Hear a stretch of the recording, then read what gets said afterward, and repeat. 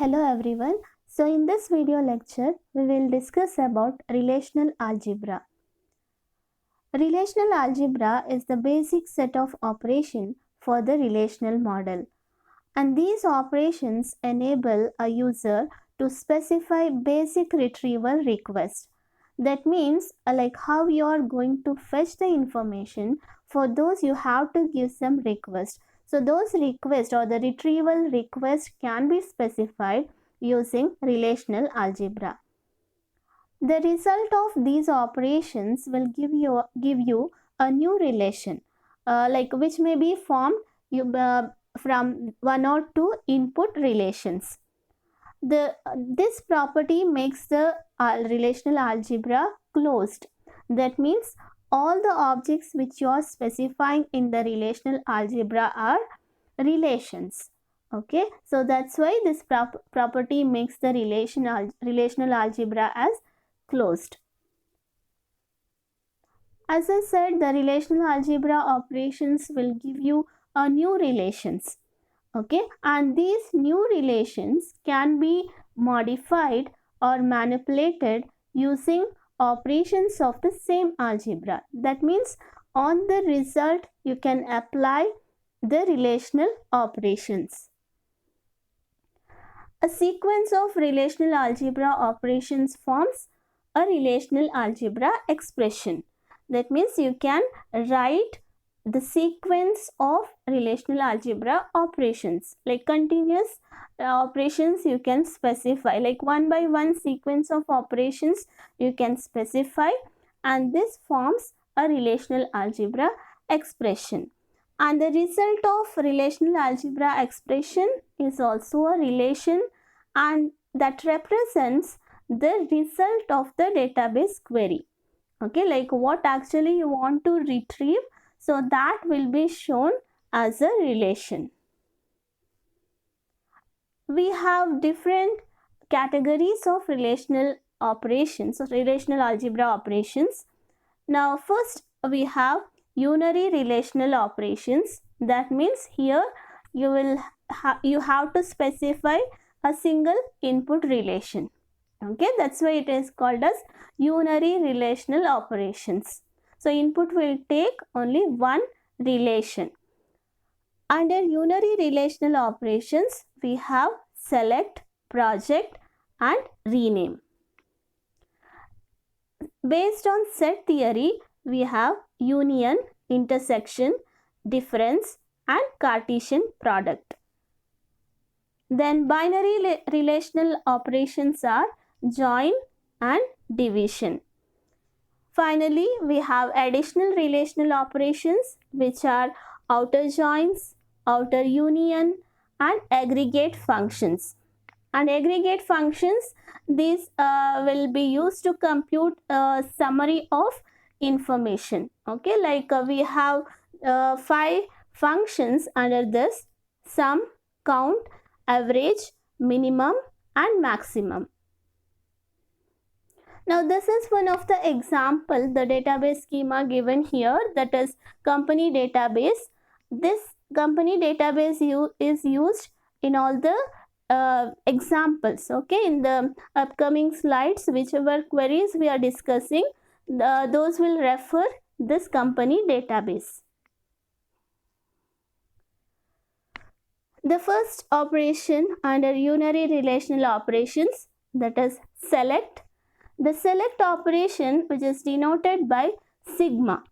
Okay, and so select operation is denoted by sigma, and it is used to select a subset of tuples from a relation. When we say select, that means it is used to select the subset of tuples from the relation. And how it will select the tuples? It is based on the condition. Okay, we have to specify a condition. Based on that condition, it will select the tuples. And the selection condition will form as a filter. That means if the tuple matches with this condition, so such tuples will be added to the result, and the tuples which are not satisfying the condition will be filtered out. We'll see the example now. Select the employee tuples whose department number is 4. Now here what we have to retrieve, we have to fetch the information of the employees who are working in department 4. Now from which relation we'll get these information? So we'll get the information from employee relation. Okay, from employee relation we'll get the information. That means input relation is employee and the condition is who are working in department 4. That means in employee we have D number or the department number attribute. So we have to specify D number equal to 4. That will be the condition. Now we'll see how we can write using select operation. For select, as I said, it will be represented using sigma. So you write the sigma, then D number equal to 4, that is the condition, and then input relation is employee. Okay, so like this we can write the select operation to fetch the employee tuples who are working in department 4. The next query is select the employee tuples whose salary is greater than 30,000. Again, we need to take employee as the input relation, and here condition is salary greater than 30,000. So you write salary greater than 30,000. In general, the select operation is denoted by symbol sigma and then select condition. You have to specify what is the condition and then give the relation name. Okay, you have to specify the input relation. Here, if this condition, the select condition is a Boolean expression. Okay, it is a Boolean expression and specified on the attributes of relation R. So from relation R, you have to take the attributes and you have to write the Boolean expression. Like how you will write the if condition in your programming language, the same way here you have to write the condition. Now tuples that make the condition true are selected. That means they will appear in the result. And tuples that make the condition false are filtered out. That means they will be discarded from the result of the operation. Now we'll see the properties of the select operation. The select operation produces a relation that has the same schema. That means if you have 5 attributes in the input relation, then in the resultant relation also you will be having 5 attributes. Okay, that means you will be having the same number of attributes in the resultant. Select operation is commutative. That means you can change the order of conditions. Like first you can write, you can specify condition 2 and then condition 1, or you can write condition 1 first and then condition 2. Okay, if you interchange the conditions or if you interchange the order of conditions, but it will give you the same result. There is no change in the result. You will get the same result. Now because of this commutative property, we can cascade the select operations. That means you can write any number of select operations on the query. Now cascading of select operations may be replaced by a single selection. You can write the conditions using AND operator. Okay, like multiple conditions you can write using AND operator. Okay, so in that case it will be like alternate way to specify the cascade of select operation. You can write the query in a single selection operation, but there multiple conditions you have to specify, and that conditions can be combined using logical AND. Now, how many number of tuples you can have in the result? In the result, it can have the less than or equal to the number of tuples in the input relation. For example, if n is the number of tuples in the input relation, so in the resultant you will get the number of tuples which may be equal to n or less than n. Now this is the relational database state we are using for all the examples. So here you can see employee, department, department locations, works on, then project and dependent. Okay, so these many relations we are using for all the examples in this lecture. The next unary operation is project. Project operation, it is denoted by the symbol pi, and this operation keeps certain columns from a relation and discards the other columns. So whichever attribute you are listing in the operation, the project operation, so those columns will be retrieved. Okay, the list of specified columns will be kept in the result, and then other attributes will be discarded. See the difference in the select, we are selecting the tuples which are matching with the condition, but here we are selecting the attributes or the columns which are specified in the attribute list. Now example is we need to list each employee's first and last name and salary. Okay, so here as I said, project operation is denoted by the symbol pi, and you specify the name of the attributes. So we want first and last name and the salary. So in employee, the attribute is named as F, the first name and last name attributes are named as F name and L name. So just mention which attribute you want. So here we want 3 attributes. So just you write the attributes by separating with comma. Okay, so now the resultant will have the 3 columns. Okay, L name, F name and salary. The general form of project operation is write the pi symbol, then specify the attribute list followed by input relation.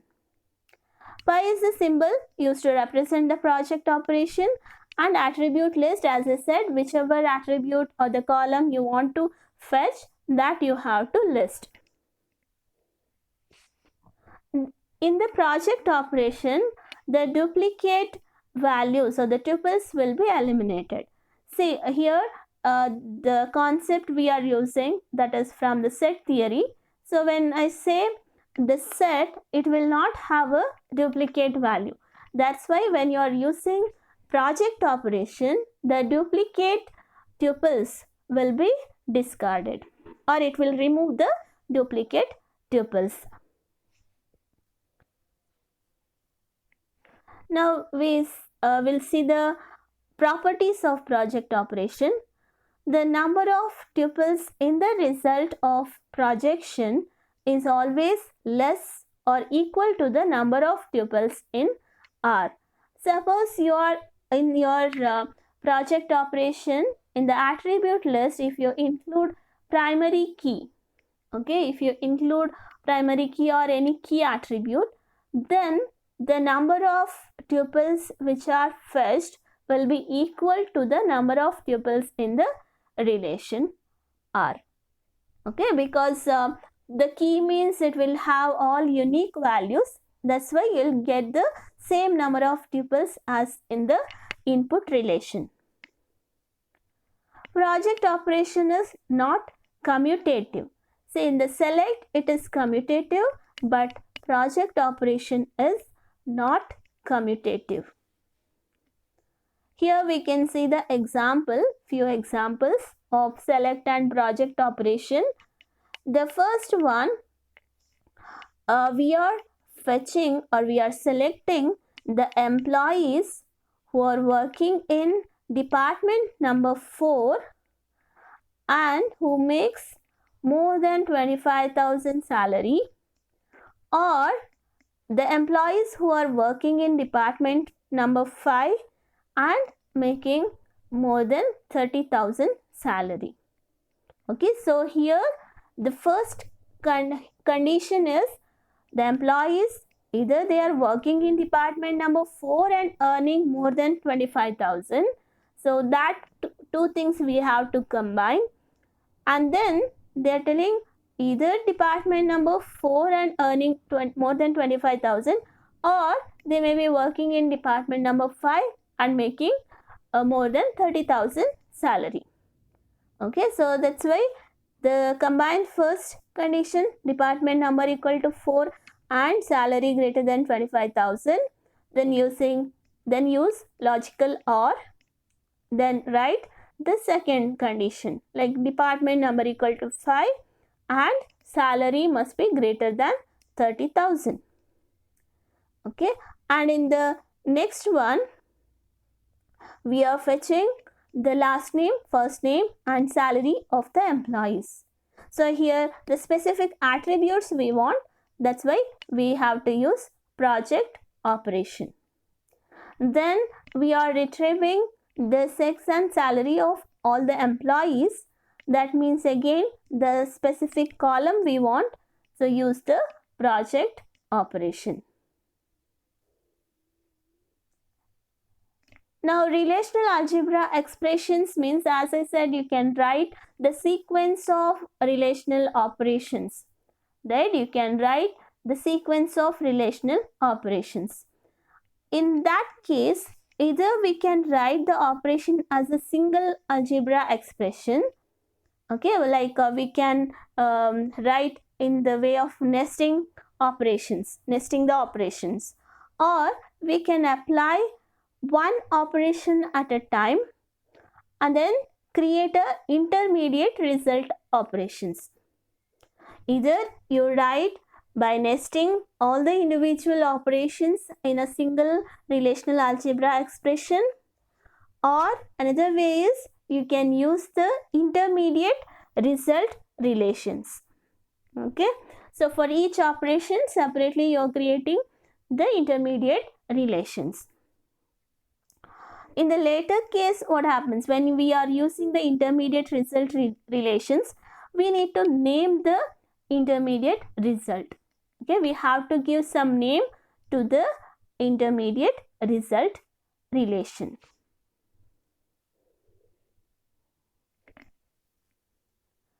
Now to retrieve the first name, last name and salary of all employees who work in department number 5.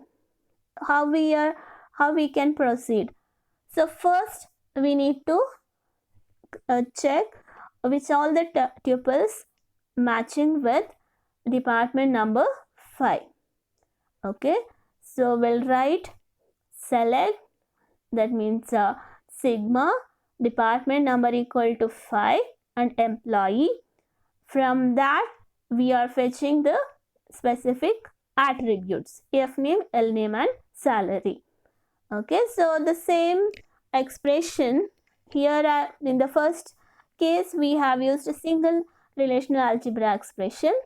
Now the second method, using intermediate resultant relation, there we need to rename the intermediate result.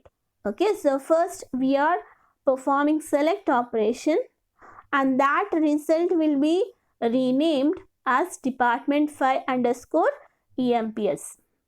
Okay, that is the name given to the partial result or the intermediate result. And on this intermediate result we will apply project operation. Okay, and again the result of the project operation will be renamed as result. So the final answer will be named as result. in the first one there is no name given to the result, just it will show in the tabular format. Now the third one under unary relational operations, that is rename. Rename operator is denoted by the symbol rho.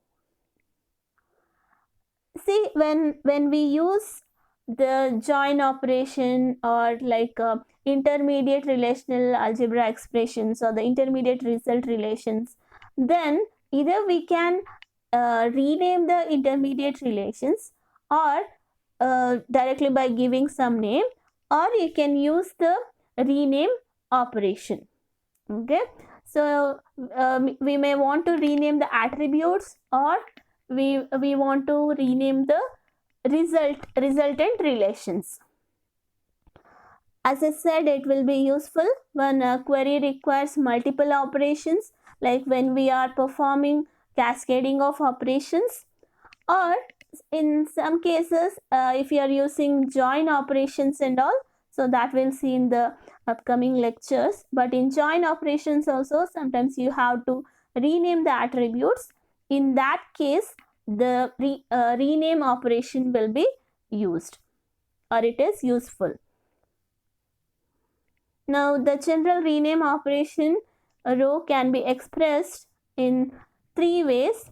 The first one, here it says, okay, so the given input relation is R and you are changing that R, relation R, to S. Okay, the new name of relation R will be S, and the attributes of R will be renamed as B1, B2 and so on. So you are renaming the relation as well as you are renaming the attributes in the relation. Then the second one, you are just renaming the relation. That means only you are changing the name of the relation. And in the third one, you are not changing the name of the relation. Instead, you are changing the attribute names. Okay, only the attributes will be renamed by B1, B2 and so on. So these are the three different ways to rename the relations. Either you can change the name of the relation or the name of the attributes, or both.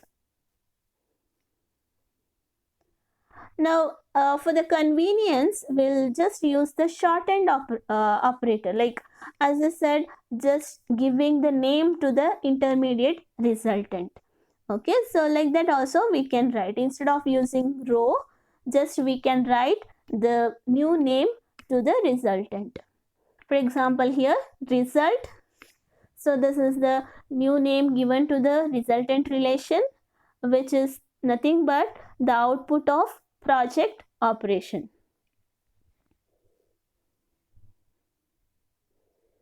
And then as I said, we can rename the attributes of the relation. So here you can see result, F, M, L, S. So all these are new names given to the attributes. Okay, so here there is a small change. Instead of writing project, F name, L name, salary from the department phi underscore EMPS, you can write employees, because in employees we have all these attributes, not in department phi underscore EMPS. Okay, so if you are renaming only 3 attribute, means here in the left hand side you just write result, F, M and S. Okay, F, M, S, only 3 attributes, because in the resultant we have only 3 attributes. Now this is the example. If you are not changing any attribute name, then there won't be any new name to the relation or the resultant. So you'll just get F name, L name and salary. Those are taken from the input relations. Okay, and in the second case or second example, that is B, in that first we will give a name to the intermediate result relation. Okay, and what is the result of intermediate operation or the first operation? That is select the employee tuples who are working in department number 5. Okay, so for in this you are not changing the attribute names, so attribute name will remain same, but for the resultant relation you are giving a name as temp. Okay, so temp is the name given to the resultant relation. And then in the next step, on this temp you will apply project operation.